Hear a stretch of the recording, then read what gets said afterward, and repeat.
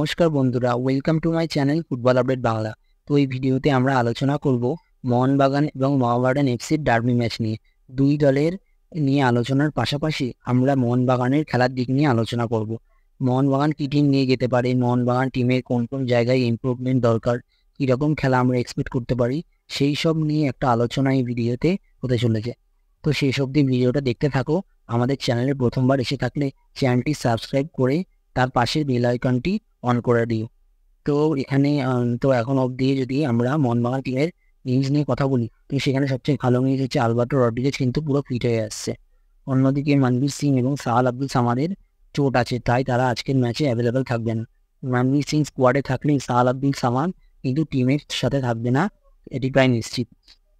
তো এটা হলো মোহনবাগান টিমের নিউজ। বাকি আশিক কুরনিয়ান পুরোদমে টিমের সঙ্গে প্র্যাকটিস করলেও ডাইরেক্ট প্লেয়িং ইলেভেনে হয়তো শুরু করবে না।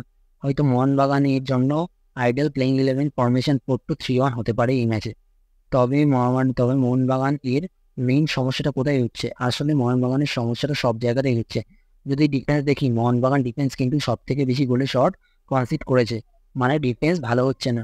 মিডফিল্ডে কোনো কম্বিনেশন লক্ষ্য করা যাচ্ছে না এবং আপফ্রন্টে প্লেয়ারদের মধ্যে কোনো পেয়ারিং হচ্ছে না। সব দিক থেকে বিচার করে দেখতে গেলে এই টিমটা কিন্তু একটা বাজে সময়ের মধ্যে যাচ্ছে। অপরদিকে মোহামেডানের প্লেয়াররা কিন্তু বেশ ছন্দে আছে। ডিফেন্সিভ দিক থেকে মোহামেডান এফসি বেশ কম্প্যাক্ট। তারা ডিফেন্স টু অ্যাটাক বেশ প্রেসিং ফুটবল খেলছে। তো আমার মনে হয় মিডিলে কন্ট্রোল না পাওয়ার জন্য মোহনবাগান ভালো খেলতে পারছে না, বারবার নিজেদের অ্যাটাকিং থার্ডে গিয়ে বলের দখল হারাচ্ছে। যেই কারণেই মোহনবাগানের মতো টিমকে এতটা সাদামাটা লাগছে। তো তো দেখা যাক কি হয়। তো আশা করা যাচ্ছে মোহনবাগান টিম নিজেদের ভুল শুধরে তারা আবার নিজেদের ছন্দে দিবে। তো আজকের জন্য এটুকুই বন্ধুরা। ভিডিওটি ভালো লাগলে অবশ্যই লাইক করুন, শেয়ার করো। আমার চ্যানেলে প্রথমবার এসে দেখুন, চ্যানেলটি সাবস্ক্রাইব করো অ্যান্ড কমেন্ট করে জানাও ভিডিওটি কেমন লাগবে। ধন্যবাদ।